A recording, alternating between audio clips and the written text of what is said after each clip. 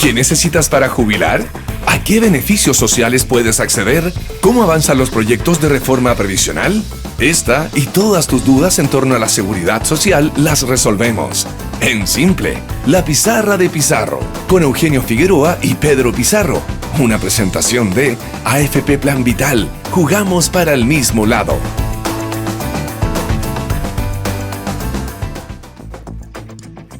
¿Qué tal? ¿Cómo están? Bienvenidos a otra emisión de En Simple, la pizarra de Pizarro en Agricultura, 92.1 FM, en nuestro canal de YouTube, en Agricultura TV, por supuesto, en estreno los días lunes, hoy en un horario especial, todos un poquitito cansados después de la jornada electoral del día de ayer, pero tenemos mucho para conversar y para seguir andando en temas de pensiones. Estoy con Pedro Pizarro Cañas. Con Pedro estuve recién en tu oficina. Oye, qué lindo. Esto, perdón que me salga del libreto, pero tu oficina es muy bonita. Hola Eugenio, ¿cómo estás? Sí. Bueno, muchas gracias por acompañarnos. Sí, pues nos fuiste a ver a la oficina, así que yo ahí encantado de recibirte y a quienes nos quieran. Oiga, bueno, ¿cómo se llama su oficina para saber? Estoy de vuelta en la misma oficina que estaba antes de haberme ido al gobierno, en Guerrero y Compañía. Tenemos página. En Isidora Goyenechea acá en. Claro, sí. Tenemos página web www.guerreroycia.cl, así que ahí y entre encantado otras cosas, que nos puedan. Aprovechemos de pasar el chivo completo. ¿A qué materia se dedica el estudio?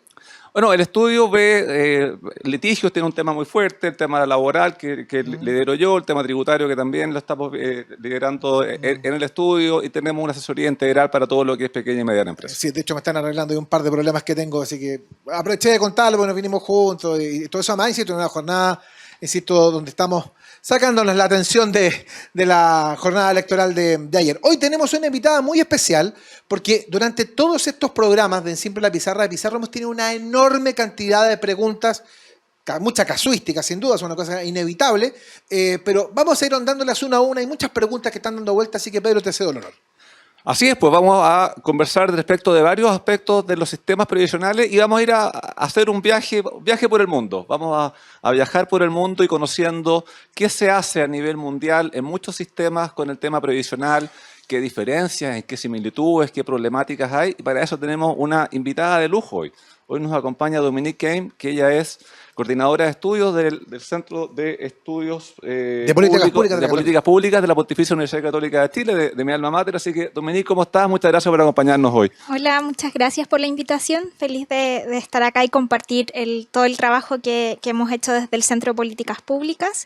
Y desde ya aprovecho de mandarle un saludo a Paula y a Camila, que fueron las investigadoras que se quemaron las pestañas para tener los resultados que vamos a comentar hoy día. Oye, sí. Es un tema bien importante, Pedro, porque la semana pasada el gobierno había anunciado que se iba a postergar la discusión, más que la discusión, el ingreso del proyecto de ley de pensiones, que por ahora es un gran misterio. Por ahí leí en algún diario electrónico que estaba mirando, por ejemplo, el gobierno, el sistema uruguayo, que era una alternativa que estaba dando vuelta. Yo perdona que me salga el libreto, pero yo quisiera preguntarte al tiro, Dominique, ¿qué significa eso? ¿Qué significa eso? ¿Qué significa esto de ir buscando, digamos, alternativas en lo comparado para intentar generar algo propio? Sí, yo creo que es muy importante tener en perspectiva cómo funcionan otros sistemas de pensiones en el mundo. Nuestro sistema es bastante particular, entonces tener luces de cómo lo han hecho otros países para que sus sistemas de pensiones tengan una mayor participación por parte de los trabajadores, mayor confianza también de parte de la ciudadanía. Es muy importante saber qué es lo que han hecho, y también considerando que los sistemas de pensiones son muy dinámicos. Varios han pasado por procesos de reformas importantes en los últimos años, y saber cómo han podido llegar a consenso social para llegar a buen puerto también es bien relevante. Yo creo que mirar el caso de Uruguay tiene además sentido porque es un país que está al lado de nosotros. Una cultura parecida. Exacto, y los países en general de América Latina tienen un gran desafío que no enfrentan los otros países que generalmente nosotros miramos como referencia, los países desarrollados, que nuestro mercado laboral tiene una alta tasa de informalidad, y eso pone un desafío enorme para pensar cualquier sistema de pensiones. Entonces, mirar un país que tiene una cultura similar, que además tiene también una alta tasa de informalidad en su mercado laboral y que al parecer está teniendo buenos resultados después de su reforma, parece sensato. Sí. Bueno, mencionaba recién el equipo, así que nos sumamos a los saludos al equipo. ¿Cuánto tiempo estuvieron haciendo este estudio de diversos países y qué países miraron? Y si esa elección de países, ¿cómo fue? O sea, agarraron así un mapa mundi y fueron seleccionando países. Al dedo, al tuntún. O hubo algún criterio de selección para ir viendo qué países se iban a analizar en este tema. Bueno, el trabajo llevó alrededor de 5 meses. En un inicio teníamos la idea de seleccionar de 3 a 4 países y tratar de estudiarlos en profundidad.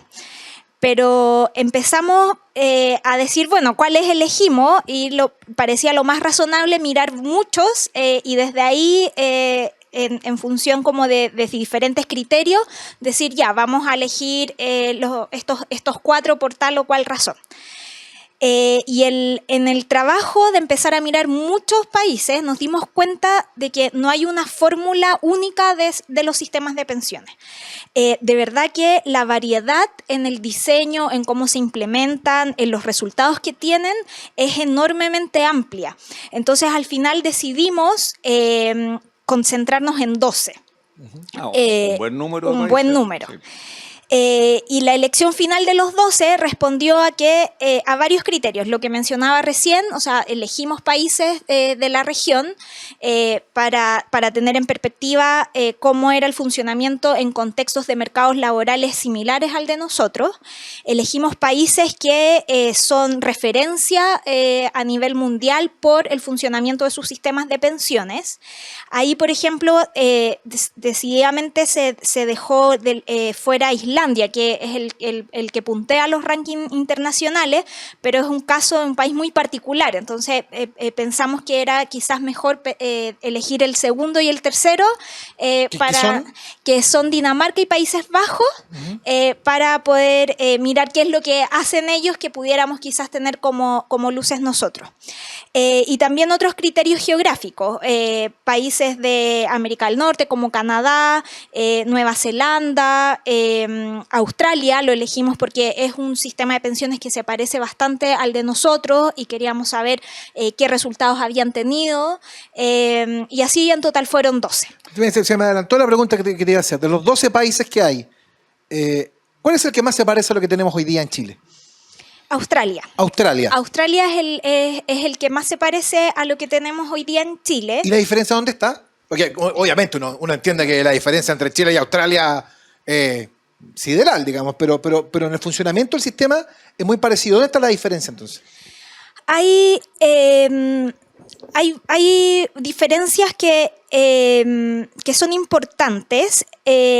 Y ahora bien, los resultados no parecen tan distintos, al menos en una de las dimensiones sobre las cuales uno puede evaluar un sistema de pensiones, que es el ingreso que entrega la pensión.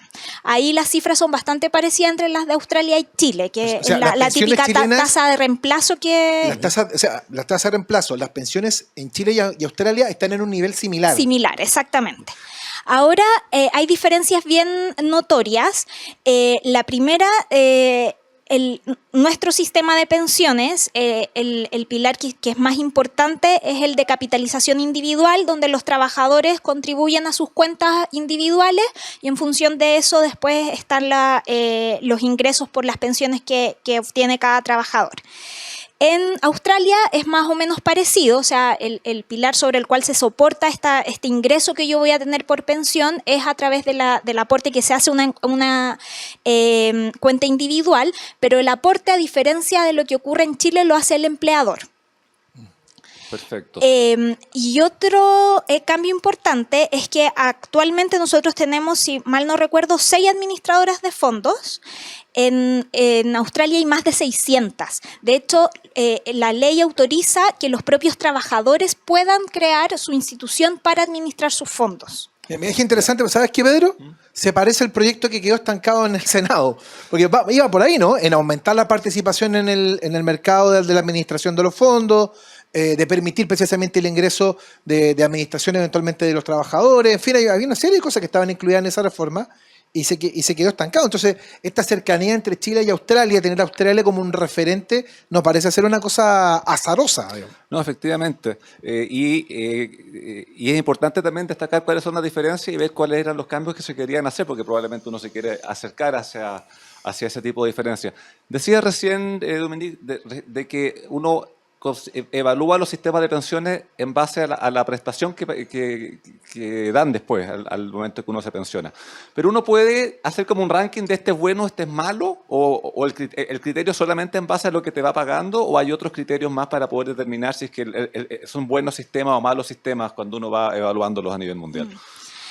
Bueno, de la revisión que se realizó para poder elegir los países, efectivamente nos interesaba saber cuáles como están evaluados mejor o tienen mejor desempeño.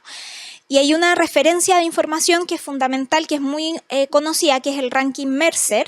Y esta es una fuente de información que efectivamente ordena a los países de acuerdo al desempeño de sus sistemas de pensiones. ¿Ya? Y este ranking toma 3 dimensiones para evaluar los sistemas y finalmente tener este resultado de ordenarlos que tiene mejor desempeño hasta el último. En ese ranking, ¿Chile está en qué lugar?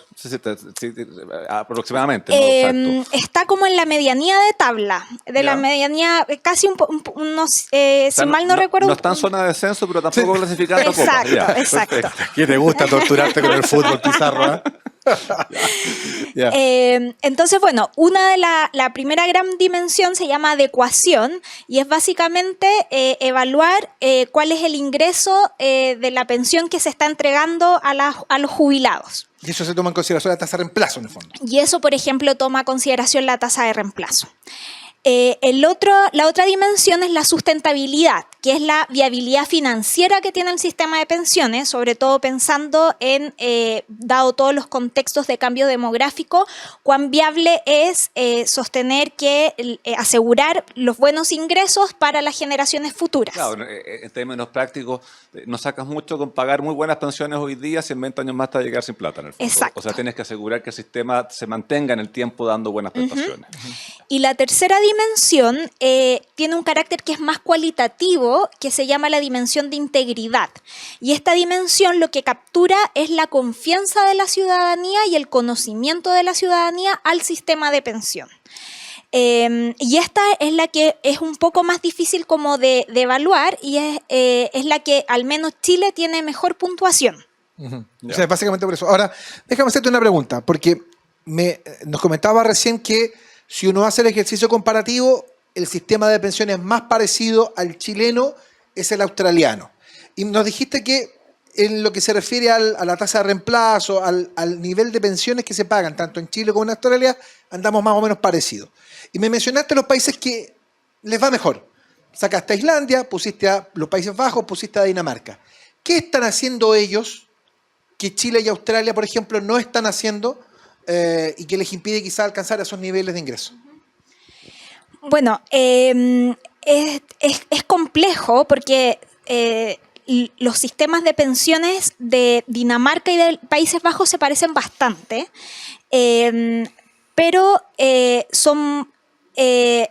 son referencias que al menos nosotros en el equipo vemos que son bastante difíciles de si uno quisiera pensar en una reforma a nuestro sistema de pensiones, quizás querer parecerse tanto a ellos. Claro, o sea, hay diferencias culturales de otro tipo. Claro, pero es bien interesante porque lo primero que sacamos como lección al mirar esos países es que tienen sistemas que son mixtos. Es decir, que la pensión que recibe el trabajador no descansa tan exclusivamente en el aporte que se haga a la cuenta individual. Y esa es como una de las primeras grandes lecciones. Perdón, pero tú te encuentras con un sistema mixto porque hay un componente de reparto porque hay un aporte estatal a las pensiones, porque uno puede tener mixtura por diversos caminos. En estos países que estamos, Países Bajos, Dinamarca, ¿es reparto lo que están haciendo o están haciendo algo equivalente a la PGU nuestra que se financia con impuestos generales? No, efectivamente tienen componentes que son de reparto, están anclados obviamente en la contribución que se realiza. En ambos casos hay una contribución que realiza el trabajador, otra el empleador. Y esto, como por los cambios demográficos y de los mercados laborales, no permite asegurar sustentabilidad. Finalmente, también han reforzado la contribución individual a través de la participación de estos pilares voluntarios.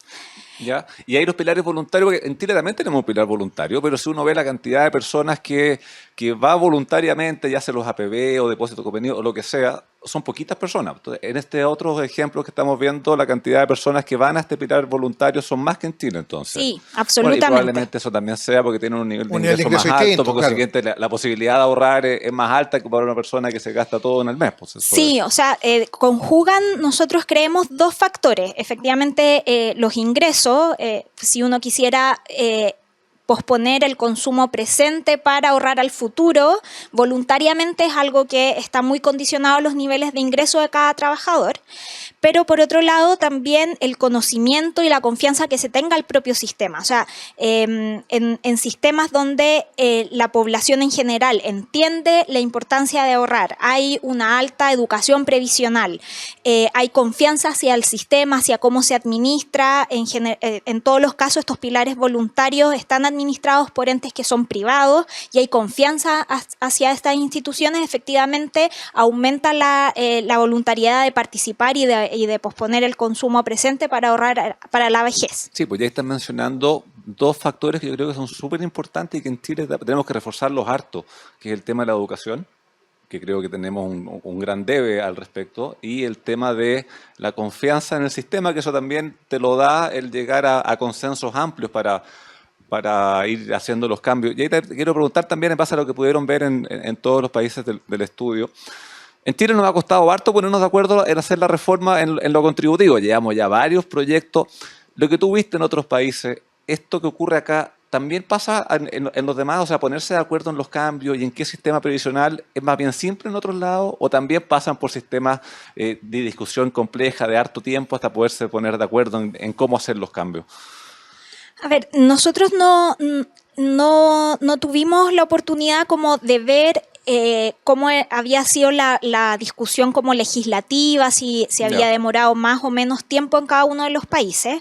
Lo que sí pudimos notar es que de los 12, o sea, de los países, por ejemplo, de la OCDE, en el periodo de septiembre de 2019, octubre de 2021, se hicieron más de 70 reformas a los sistemas de pensiones. Entonces, lo que está sucediendo es que efectivamente están todos los países hoy día preguntándose o rediseñando sus sistemas de pensiones para dar respuesta a los desafíos de los cambios del mercado laboral y sociodemográfico. Eso es un hecho. Y lo que nos llamó la atención es que lo que está pasando es que se está avanzando hacia mecanismos de ajustes que son de carácter más automático. Para evitarse todo. Para evitar la las discusión. discusiones, exactamente. ¿Y eso cómo se hace? O sea, a título de ejemplos, ¿cómo se puede hacer esto como automático para evitarse esta discusión legislativa que claramente ponerse de acuerdo demora más de la cuenta habitualmente? Claro, o sea, yo me imagino que llegar a ese resultado pasó por una discusión legislativa que fue amplia, pero que al final determina que en un futuro se va a ahorrar nuevamente pasar por procesos similares. O sea, tienen la discusión una vez y después dejan los parámetros claros y funcionan solos. Exacto. Por ejemplo, en Dinamarca se estableció un ajuste automático en cuanto a la edad de jubilación. Entonces, a medida que aumenta en un año la esperanza de vida de la población, automáticamente aumenta en un año la edad de jubilación. Ya, perfecto. Ya, y eso obviamente me imagino que es para la generación que está entrando. Entonces tampoco le cambia las reglas del juego a los que ya están metidos en el sistema. Hay harto que aprender respecto de eso. De verdad que está muy interesante esta conversación que estamos sosteniendo con Dominique Kame, que ella es, no se les olvide, coordinadora de proyectos del área de investigación aplicada del Centro de Políticas Públicas de la Pontificia Universidad Católica de Chile, analizando un estudio muy interesante comparativo respecto de los sistemas de pensiones. Vamos a ir a la pausa, no sin antes contarte que si tienes un plan, cámbiate a AFP Plan Vital. Canales digitales 24/7 y productos de ahorro voluntario, APB y Cuenta 2 para que juntos sigamos haciendo crecer tus ahorros. Cámbiate hoy mismo a AFP Plan Vital. Y como siempre te invitamos a suscribirte a nuestro canal de YouTube Agricultura TV, donde podrás encontrar programas exclusivos. Ya lo sabes, pincha la campanita, déjanos tus comentarios e interactúa junto a nosotros. La pausa breve, seguimos en Simple la Pizarra de Pizarro aquí en Agricultura. Hay algo en esta vuelta al fútbol que es irreemplazable. El estar cerca. Cerca para volver a sentir la pasión, el nerviosismo, la alegría. Y cerca para volver a celebrar todos esos pequeños y grandes triunfos. Por eso en AFP Plan Vital queremos ser parte de tus triunfos, con la asesoría que necesitas para que llegues a tu meta. Tenemos 40 años de experiencia administrando fondos, tus ahorros, experiencia 100% digital y Cuenta 2 y APB con la menor comisión del mercado. AFP Plan Vital. Jugamos para el mismo lado. Estamos de vuelta en Siempre la Pizarra de Pizarro, hoy en horario especial por las votaciones, el plebiscito de la jornada de ayer. Estamos en compañía de Dominique Kame, ella es coordinadora de proyectos del área de investigación aplicada del Centro de Políticas Públicas de la Pontificia Universidad Católica, haciendo un ejercicio comparativo respecto a los sistemas de pensiones con un estudio muy acabado, muy completo que Dominique nos ha estado explicando. Yo quisiera preguntarle, Pedro, a Dominique una cosa que me quedó dando vuelta del primer bloque, que tiene que ver con lo siguiente. Tú hablaste de la formalidad. Si yo comparo la formalidad de Chile con la formalidad de Australia, yo creo que Australia nos lleva varios pasos por delante. Por lo tanto, igual me llama la atención que ellos, teniendo una formalidad mayor, tengan un sistema de pensiones que esté entregando pensiones similares, ¿no? Y yo me imagino que también en el caso de Dinamarca y de Países Bajos, que hablábamos recién, también hay un alto índice de formalidad, que eso también contribuye mucho a tener recursos para poder financiar buenas pensiones. Entonces, el aspecto es el siguiente. Aquí uno de los elementos clave, fundamentales, cruciales, es precisamente el tema de la formalidad. ¿Se te dio esa curva de a mayor formalidad, mejor sistema de pensión? Creo que es difícil hacer ese cruce, porque si uno, por ejemplo, tiene como referencia Australia, efectivamente nos lleva muchos pasos por delante respecto a la informalidad en su mercado laboral. Pero tener tasas de reemplazo similares está pasando porque son los trabajadores los que están jugándose casi completo en la pensión futura que van a tener. Entonces habría que pensar en qué otros mecanismos se pueden llegar a implementar para poder compensar lo que los trabajadores no están logrando ahorrar durante su vida laboral para la vejez.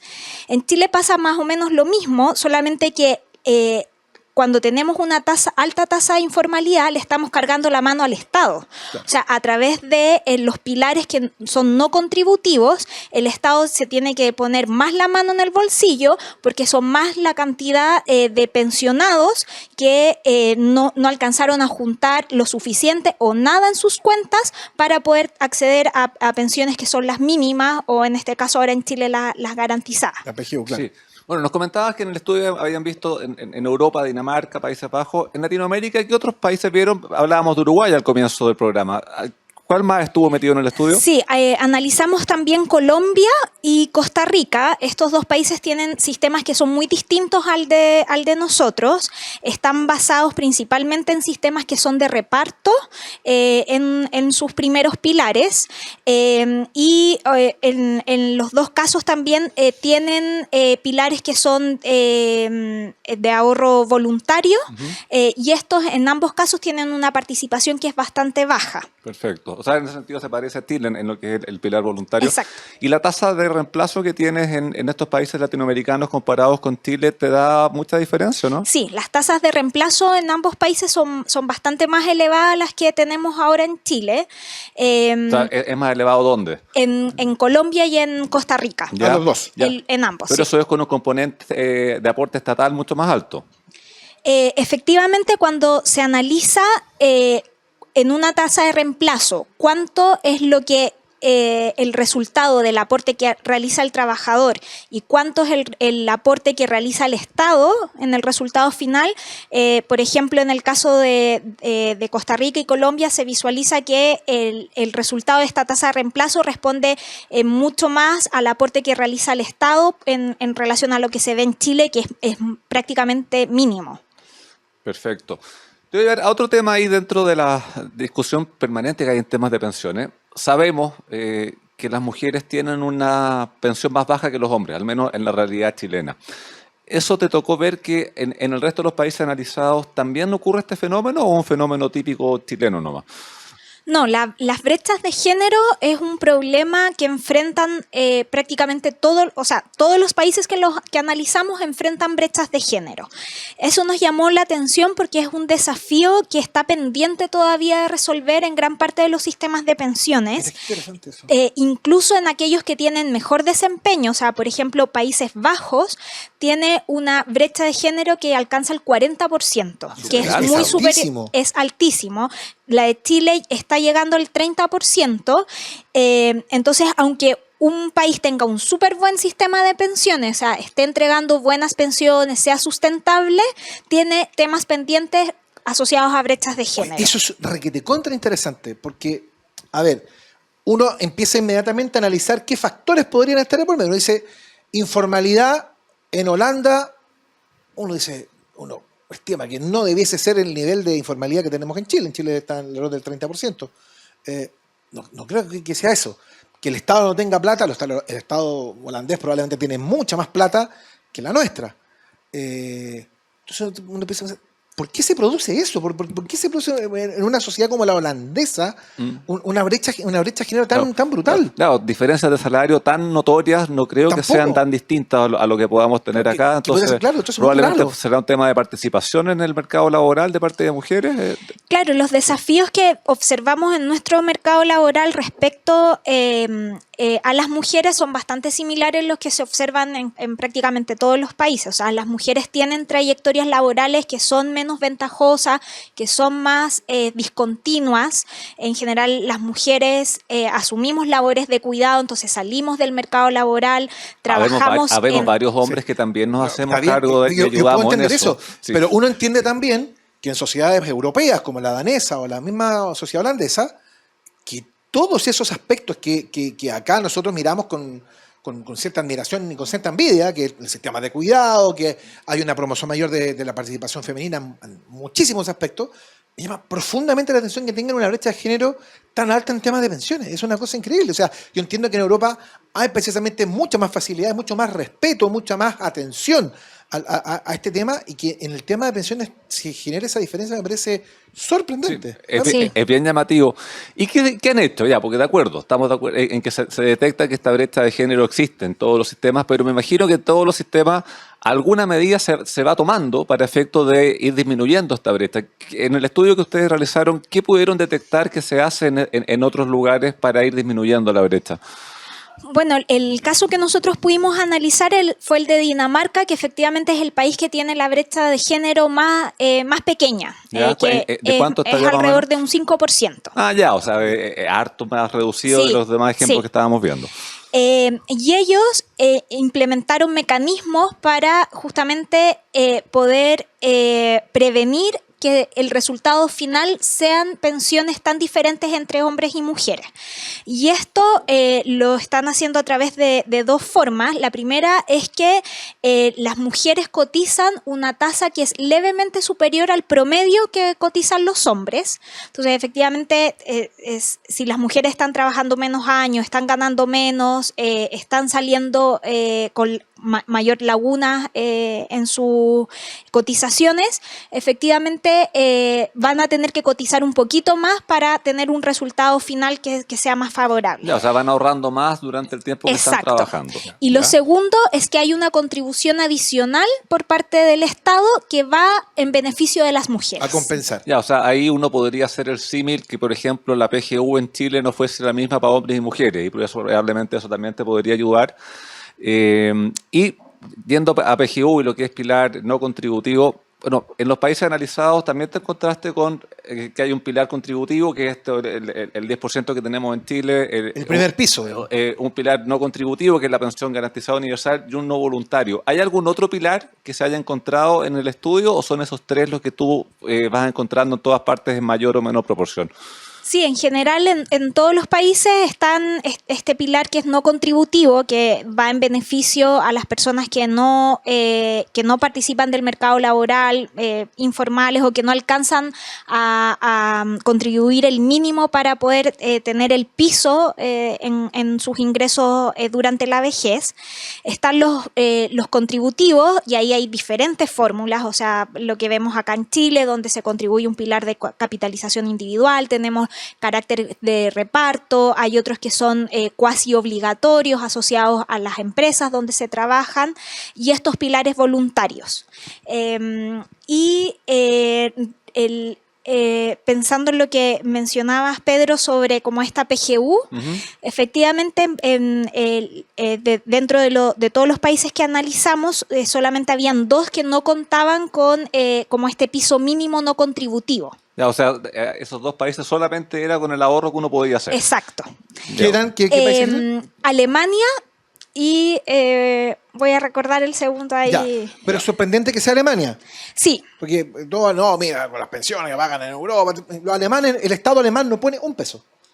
El Estado alemán... Como piso, digamos, eso voy. Claro, o sea, para quien no contribuye nada, no hay garantía de una pensión mínima. Ahora, Alemania, al igual que prácticamente todos los países que revisamos, están en procesos de cambio a su sistema de pensiones.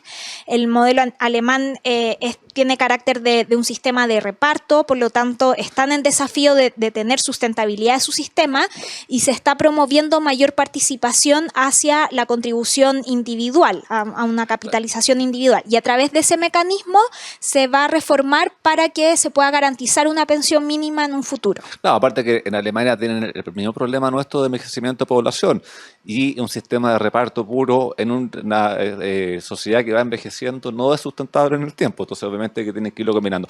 Respecto de lo que es el pilar contributivo, que es lo que uno paga todos los meses que te descuentan del sueldo, en Chile te damos en un 10%. Lo que pudiste ver en los demás países, ¿ese 10% es bajo, es alto, está en un promedio? ¿Qué es lo que se estila en otros lados a nivel de aporte personal para las cuentas individuales? Sí, bueno, los países que tienen mejor desempeño, las tasas de contribución son mucho más altas, están alrededor del 20%. Ah, como el doble nuestro, entonces. Como el doble nuestro. Lo que sí, en prácticamente todos los países que analizamos, la contribución está por parte del trabajador y del empleador.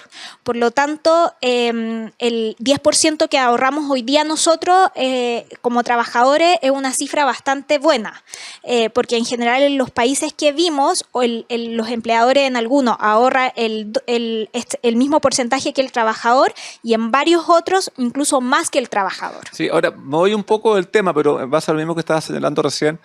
En estos países donde hay contribución del trabajador y del empleador, ¿cómo evitas que ese aporte del empleador no se traspase a sueldo? Aquí voy, a nivel costo empresa, si es que tengo que contribuir, probablemente te incida en el líquido que la persona reciba, o hay medidas que se puedan tomar, o escapa al estudio.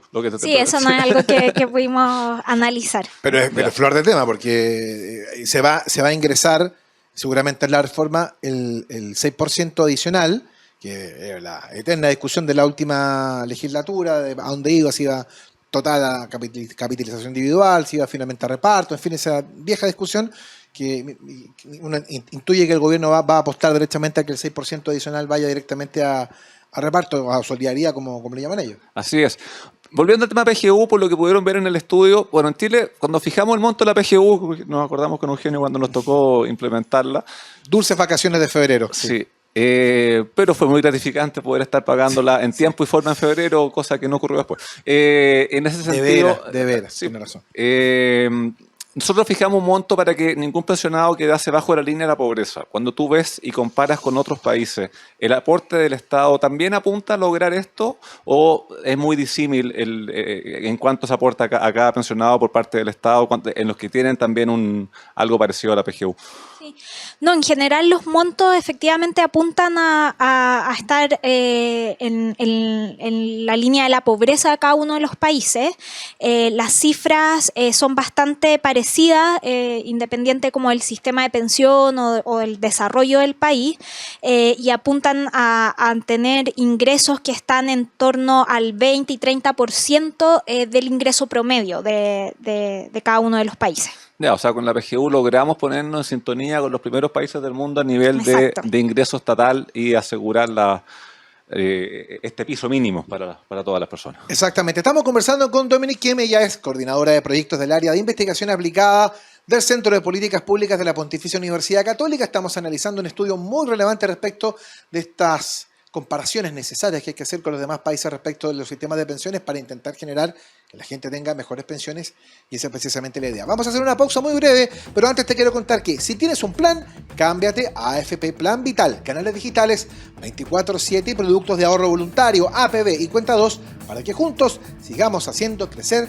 tus ahorros. Cámbiate hoy a AFP Plan Vital y como siempre te invitamos a suscribirte a nuestro canal de YouTube Agricultura TV, donde podrás encontrar programas exclusivos. Ya lo sabes, pincha la campanita, déjanos tus comentarios e interactúa junto a nosotros. Estamos en Simple, la pizarra de Pizarro. En Agricultura, ya seguimos.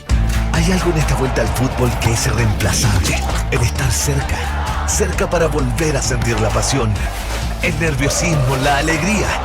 Y cerca para volver a celebrar todos esos pequeños y grandes triunfos. Por eso en AFP Plan Vital queremos ser parte de tus triunfos, con la asesoría que necesitas para que llegues a tu meta. Tenemos 40 años de experiencia administrando fondos, tus ahorros, experiencia 100% digital y Cuenta 2 y APB con la menor comisión del mercado. AFP Plan Vital, jugamos para el mismo lado.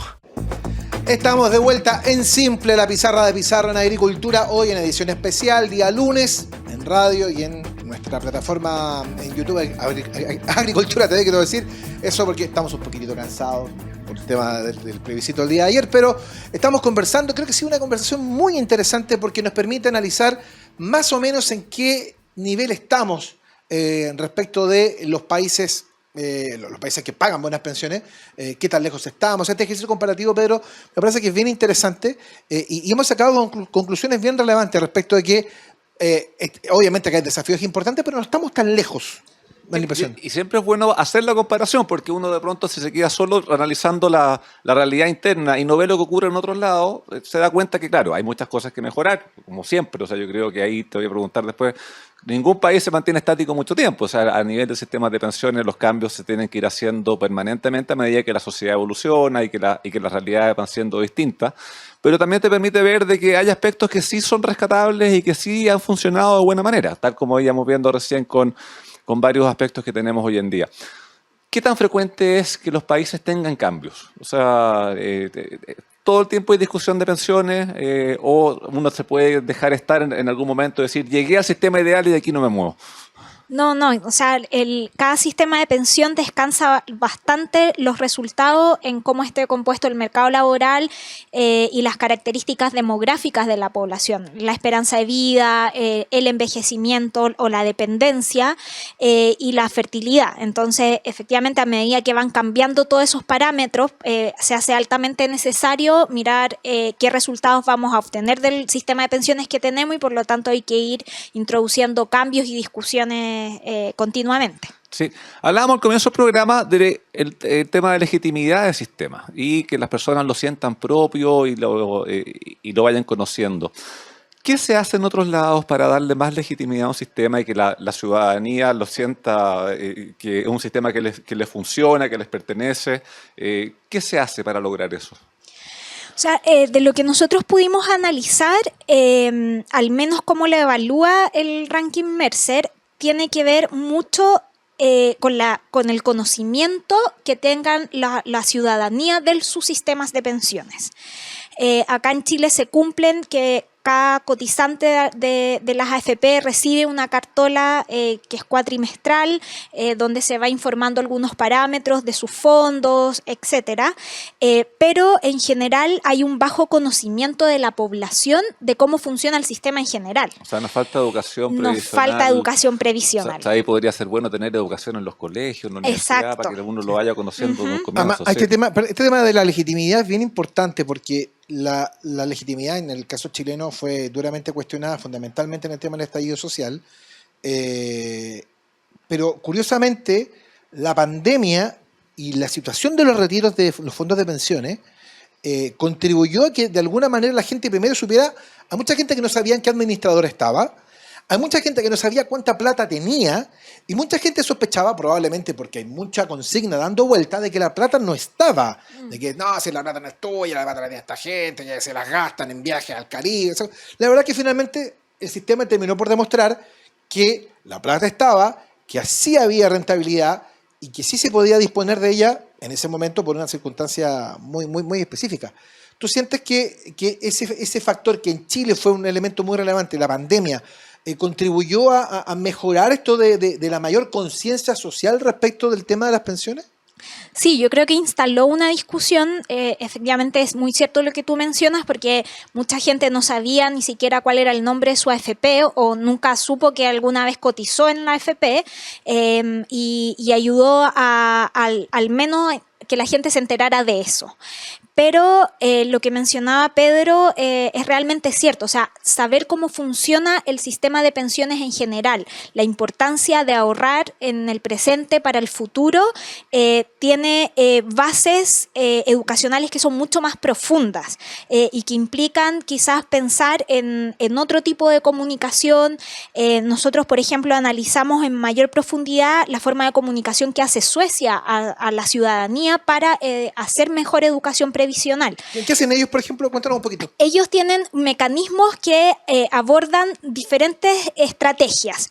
Entonces, nos llamó la atención que, por ejemplo, la información que llega a los afiliados no es solamente de lo que tú has cotizado o lo que hay en tu cuenta o qué ha pasado con las fluctuaciones de tu plata, sino que hay un enfoque que es mucho más sistémico, de dar cuenta cómo funciona el sistema en general, cómo está respondiendo el sistema en general. Entonces, entrega más soporte no solamente de lo que me está pasando a mí, sino del funcionamiento sistémico. Lo otro es que hay una página web que es como de la agencia oficial, donde uno puede hacer las proyecciones de sus pensiones.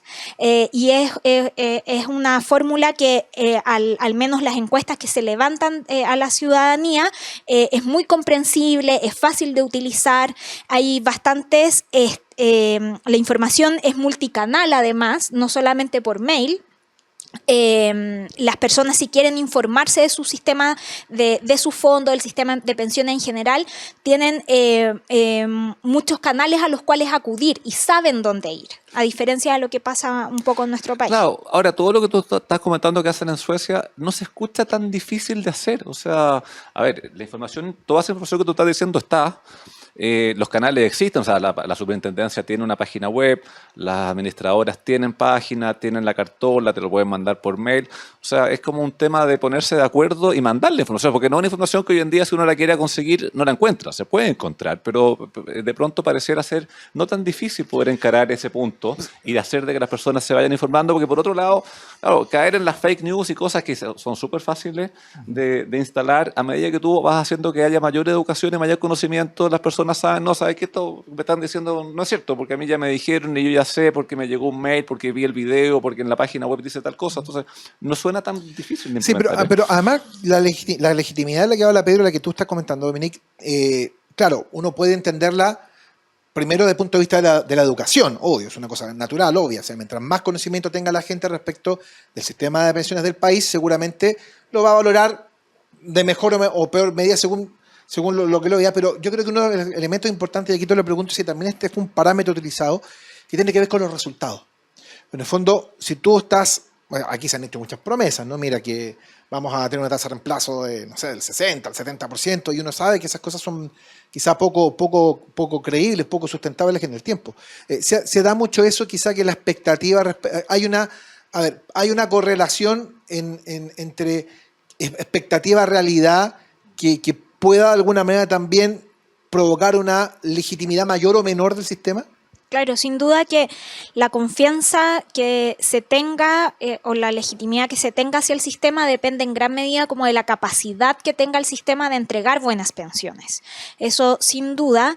Y por otro lado, en gran parte de los sistemas que analizamos tienen este carácter mixto, entonces hay en alguna medida un componente de solidaridad y ahí eso descansa fuertemente también en la legitimidad que tengan los trabajadores de ese sistema. O sea, yo estoy aportando no solamente para mis resultados, sino para los de mi sociedad en general. Entonces, eso implica un nivel de compromiso en que, por ejemplo, hay un desincentivo, un castigo social muy fuerte, por ejemplo, para las personas que deciden hacer jubilación anticipada, porque no estás aportando al resto. Entonces, es una lógica cultural muy diferente a la que tenemos en nuestro país, pero también es muy interesante, porque pensar en algo así también descansa en que podamos tener un sistema en el que todos confiemos y todos tengamos ganas de aportar. Sí. Bueno, el estudio duró varios meses, nos contabas, analizaron varios países, llegaron a varias conclusiones. Para lo que viene acá a Chile, que viene la discusión de nuevamente con un nuevo proyecto que va a presentar el gobierno, ¿por dónde iría? ¿Qué recomendaciones, qué conclusiones del estudio uno podría decir esto podría ser conveniente para el caso chileno para ir mejorando las pensiones? Sí, bueno, lo que nosotros vimos es que aquellos países que tienen mejores resultados tienen estos sistemas que son de carácter mixto, o sea, que el resultado final de la pensión, del ingreso que va a recibir una persona jubilada no descansa en un porcentaje tan importante en la contribución que haga solamente el trabajador. Eso como primera lección. Lo segundo es que los países cada vez han avanzado más en reforzar la participación que tienen los trabajadores en los pilares que son voluntarios.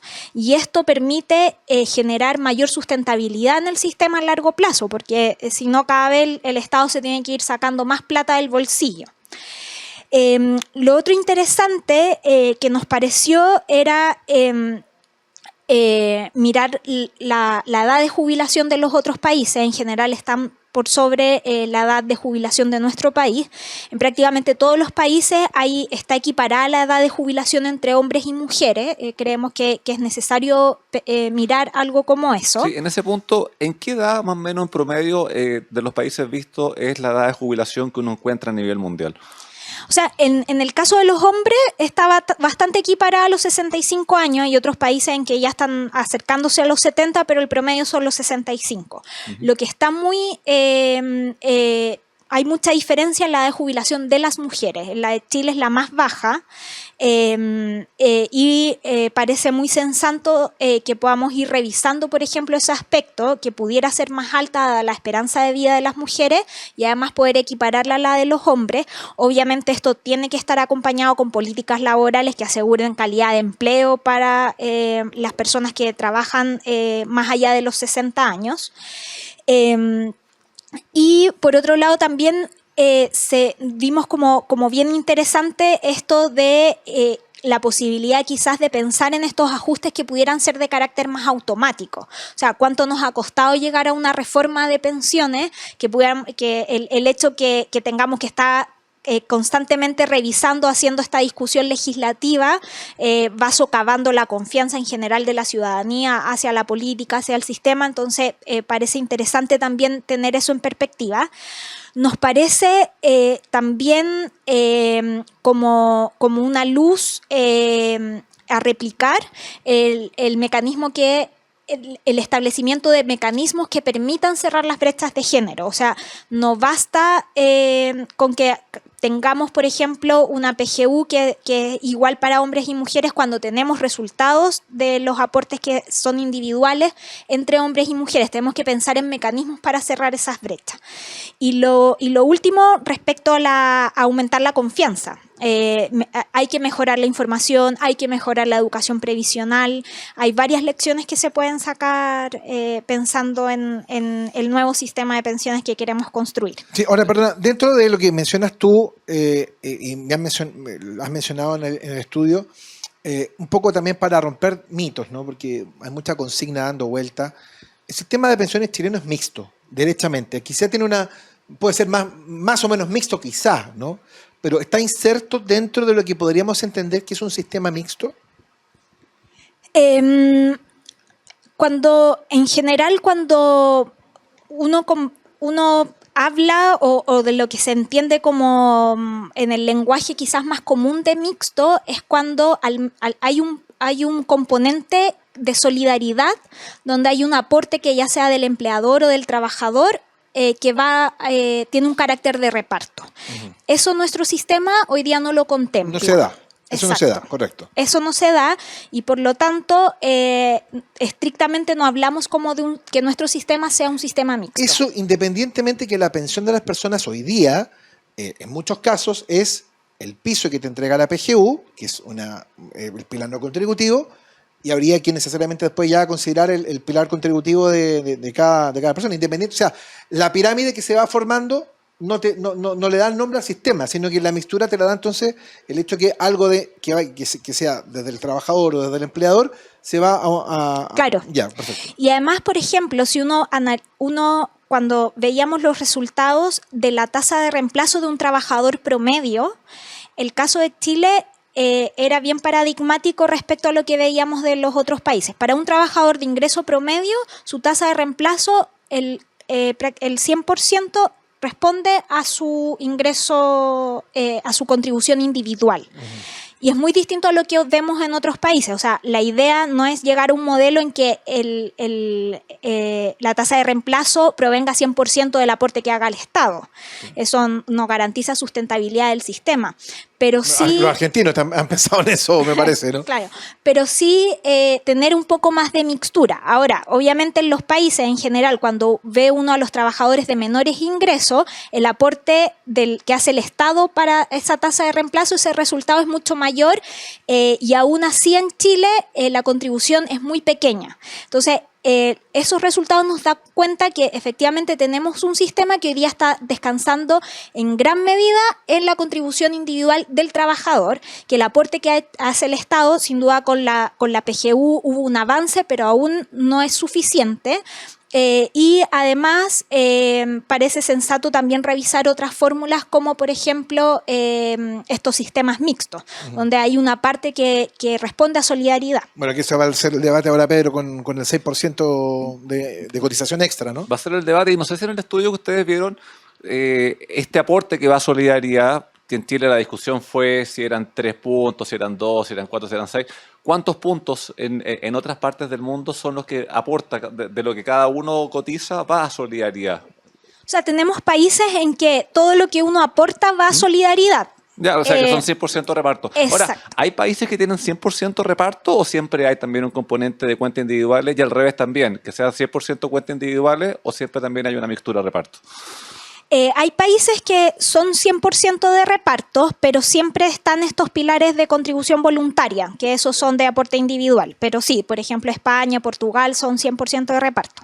Ya. Me deja hacer un tema interesante. Bueno, creo que hemos tenido una conversación muy interesante con Dominique, que nos ha aclarado, nos ha hecho un ejercicio comparativo muy acabado respecto de dónde estamos posicionados en este tema de las pensiones, que claramente de aquí en adelante, ya terminado el plebiscito y todo el proceso electoral, va a ser claramente uno de los temas que a la gente más le importa, más le interesa, que se pueda avanzar y que ojalá con resultados positivos y pronto. Así que, Dominique, muchas gracias por habernos acompañado hoy aquí en este día lunes tan especial y gracias por todos tus conocimientos y por todo lo que nos has entregado el día de hoy. No, muchas gracias. Sí, gracias, Dominique. Ha sido una conversa súper entretenida. Espero que a usted también le haya parecido entretenida la conversa siguiéndonos a través de la radio o a través de Agricultura TV. Y nos estamos viendo la próxima semana. Así es. ¿Me voy a invitar a comer a su estudio, no? Vaya, pues cuando usted quiera, ahí lo esperamos y la U juega el miércoles. Nos quedan 7 finales, así que tenemos que ganarlas eso. Sí. ¿Es necesario que hablemos de fútbol, Pedro? No sé. Sí, tú sabes que uno sufre con todo hincha la U. Sí, tantos años hablando de fútbol los días lunes. Bueno, en fin. Amigas y amigos, han sido muy amables. Muchas gracias. Nos reencontramos la próxima semana. Que tengan un lindo día. Gracias. En agricultura fue En Simple, la pizarra de Pizarro, con Eugenio Figueroa y Pedro Pizarro. Una presentación de AFP Plan Vital. Jugamos para el mismo lado.